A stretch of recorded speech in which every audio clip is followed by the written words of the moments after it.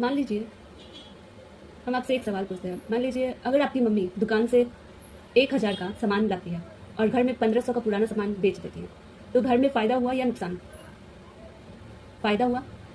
अब बोलिए, बिल्कुल इसी तरीके से इंडिया भी दुनिया के साथ बिजनेस करता है और इंडिया भी रोज़ हिसाब लगाता है कितना सामान आया, ठीक है, कितना सामान बेचा, कितना सामान खरीदा। इसी हिसाब का नाम है बैलेंस ऑफ ट्रेड, BOT।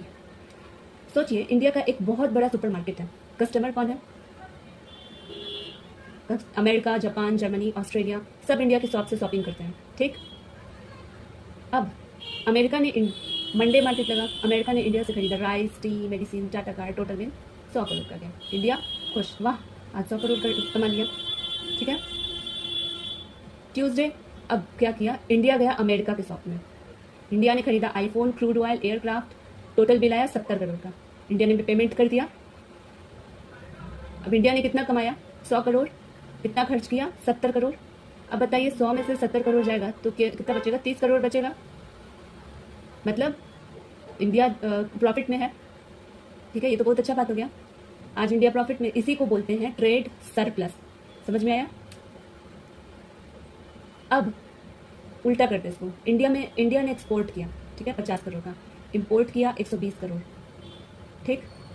अब इंडिया ने ज़्यादा खरीद लिया, ठीक है, कम बेच दिया, नुकसान हो गया। इसको बोलते हैं ट्रेड डेफिसिट, ठीक है। अब समझ में आ गया ट्रेड सरप्लस, ट्रेड डेफिसिट क्या होता है। अब हम इसके मीनिंग पे आते हैं कि बैलेंस ऑफ ट्रेड होता क्या है।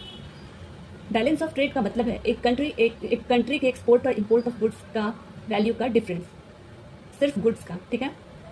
यहाँ पे सर्विसेज नहीं है, FDI FPI कुछ नहीं है, बस गुड्स का एक कंट्री वैल्यू मतलब कि निकालता है, डिफरेंस निकालता है, बस उसी को बैलेंस ऑफ ट्रेड कहते हैं, ठीक। अब यहाँ पे सिर्फ गुड्स क्यों? Rice, car, mobile, T, coffee, ये गुड्स हैं, इसलिए BOT में आएगा, ठीक है। और बाकी सारी चीज़, सॉफ्टवेयर हो गया, लोन हो गया, फैक्ट्री हो गया, FDI FPI, गिफ्ट, रेमिटेंस, ये गुड्स नहीं है, ये सर्विसेज भी है, इसीलिए BOT में नहीं आएगा, ठीक। अब समझ में आ गया?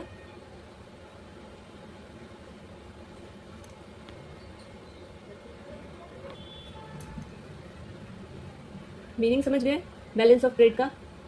अब हम लोग समझते हैं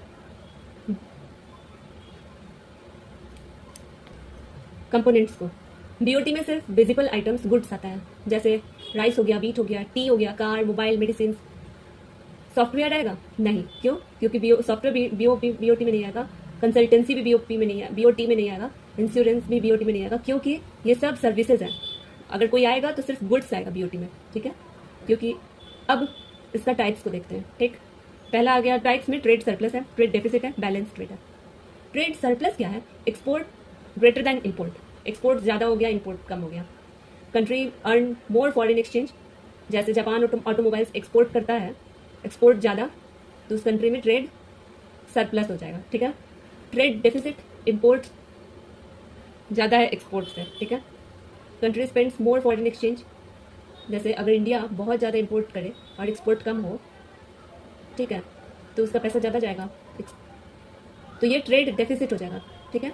और बैलेंस तीसरा आता है बैलेंस ट्रेड। बैलेंस ट्रेड में क्या है? एक्सपोर्ट और इंपोर्ट दोनों बराबर होता है, यहाँ पे कोई सरप्लस नहीं होता है, ना सरप्लस होगा ना डेफिसिट होगा, दोनों बराबर, एक्सपोर्ट इंपोर्ट दोनों बराबर है, मतलब बैलेंस ट्रेड है। फिर आता है इंपॉर्टेंस। BOT बताता है कंट्री का एक्सपोर्ट परफॉर्मेंसेस को, इंपोर्ट डिपेंडेंस को, फॉरेन एक्सचेंज अर्निंग को बताता है, international trade position, economic policy बनाने में हेल्प करता है, ठीक है। अब इसके लिमिटेशंस को देख लें। BOT सिर्फ गुड्स बताता है, सर्विसेज इंक्लूड नहीं करता है, इन्वेस्टमेंट इंक्लूड नहीं करता है, लोन्स इंक्लूड नहीं करता है, इसलिए गवर्नमेंट सिर्फ BOT नहीं देखती है, गवर्नमेंट BOP भी देखती है। इसको एक ऐसे समझते हैं कि एक बड़ा बैग है, ठीक है, उसमें BOP है, BOP में गुड्स रखा है, सर्विसेज, FDI FPI, लोन, सब चीज़ें, और एक ऐसा बैग है जिसमें खाली गुड्स ही रखा हुआ है, तो वो BOT है, ठीक है, बैलेंस ऑफ ट्रेड है।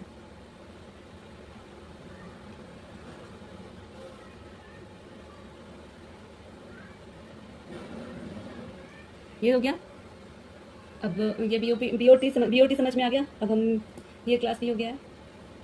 Thank you.